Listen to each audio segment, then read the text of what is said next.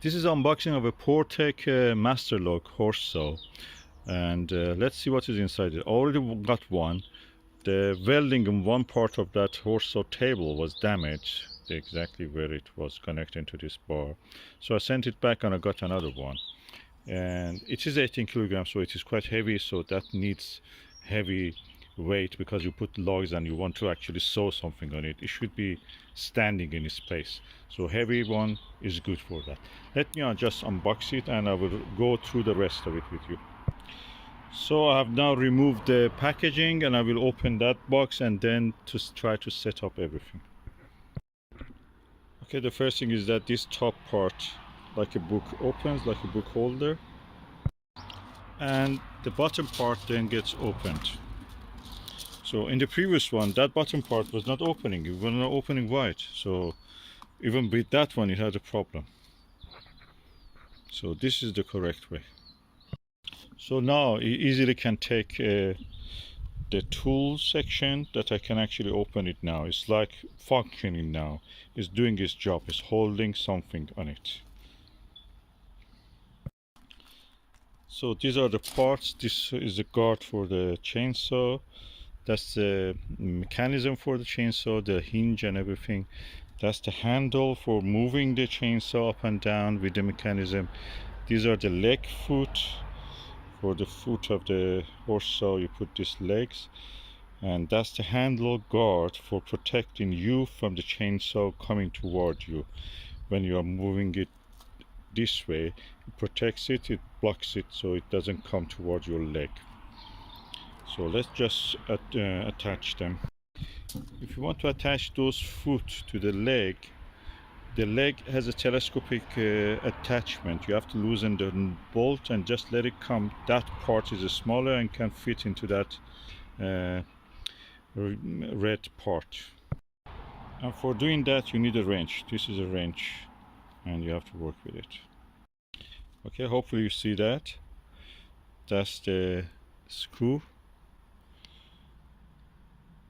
And I've loosened it, the telescopic leg came out, and I have pushed this into that smaller bit, otherwise that part is too big for that, so you have to use this. That extends the leg around 12 centimeters. So all the 4 foot pads are now installed. Let's just attach the mechanisms here for the chainsaw. And this is the instruction for the next part.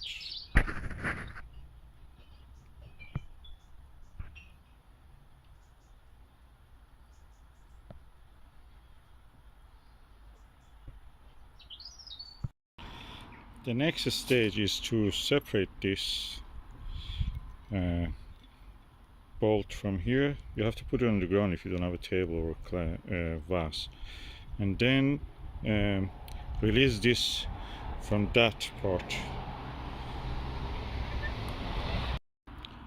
and then insert that part into that railing that is existing there, and then this part through here, and this bolt will be attached to that place that this bolt originally was connected. I'll show you. Like that, as you can see here, and you have to tighten it. Then the next part will be to attach this with this pin to the top of that bar, and as I showed, this one goes like that, and you have to put the pin here.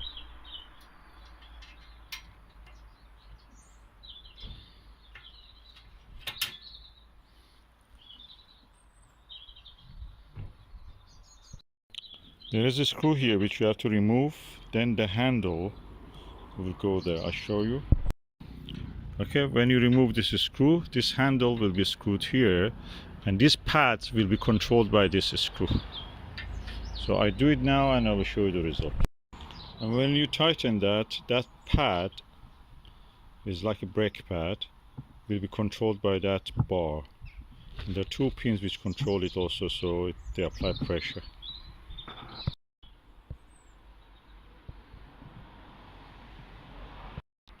At this stage you can actually attach your chainsaw railing. These pads will hold it. It's good to push it as much as you can forward. Just be careful that this pad doesn't touch anywhere near this moving part. Of course there is no battery on that at the moment, so I can touch it. If you're using anything, make sure this is off when you're doing this. Now this is the time to attach this chainsaw guard. So there is a screw here and a washer. You remove this and then place this chainsaw guard on that, and then put the screw and the washer back, making sure that this chainsaw guard doesn't touch the actual chainsaw itself. Then you tighten the bolt which was there, and that is done. Your chainsaw, I think, is ready now.